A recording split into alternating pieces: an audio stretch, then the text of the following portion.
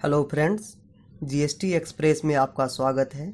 आज का हमारा टॉपिक है रेंट एग्रीमेंट। बिना किसी देरी के अपने टॉपिक पर आते हैं। रेंट एग्रीमेंट दो पक्षों के बीच बनता है।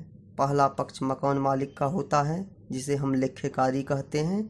दूसरा पक्ष भाड़ेदार का होता है, जिसे हम लेख्यधारी भी कहते हैं। सबसे पहले स्टाम्प पेपर पर रेंट एग्रीमेंट या किरायानामा लिखा जाता है। उसके बाद फर्स्ट पॉइंट में लेख्यकारी लिखते हैं और उसके सामने मकान मालिक का पूरा पता लिखा जाता है, जैसा कि आप यहाँ देख रहे हैं।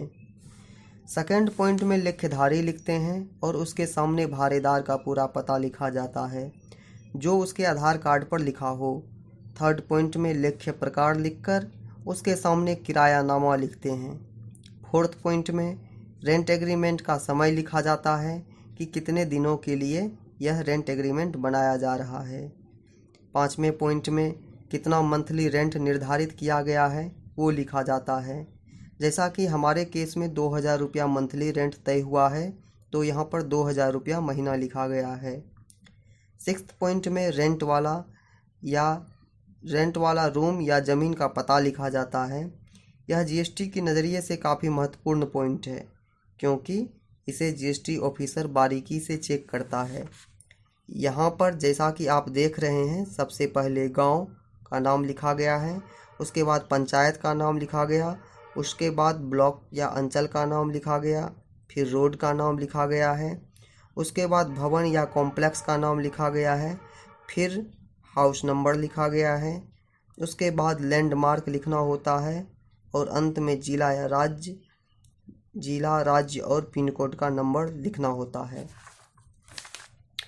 सेवन्थ पॉइंट में रूम या ज़मीन किसके नाम से है वो लिखा जाता है, तथा ज़मीन का लगान या प्रॉपर्टी टैक्स दिया गया है या नहीं दिया गया है वो लिखा जाता है। कुल मिलाकर यह कहा जाए कि ज़मीन का रसीद अप टू डेट होना चाहिए। एट्थ पॉइंट में लिखा जाता है कि रूम या ज़मीन भाड़ेदार को निम्न शर्त पर दिया जा रहा है। नाइन्थ पॉइंट में लिखा जाता है कि भाड़े पर जो ज़मीन या रूम दिया जा रहा है उसमें किस चीज़ का बिजनेस किया जाएगा और वह बिजनेस किस नाम से किया जाएगा। टेंथ पॉइंट में बिजली कनेक्शन और बिजली बिल का भुगतान कौन करेगा, इसके बारे में लिखा जाता है। 11th पॉइंट में लिखा जाता है ज़मीन या रूम किराए की राशि को कितने तारीख तक 11th पॉइंट में लिखा जाता है ज़मीन या रूम के किराए की राशि को कितने तारीख तक भाड़ेदार को मकान मालिक के पास जमा कर देना है। 12th पॉइंट और 13th पॉइंट में अगर कोई अन्य शर्त हो तो उसके बारे में लिखा जाता है।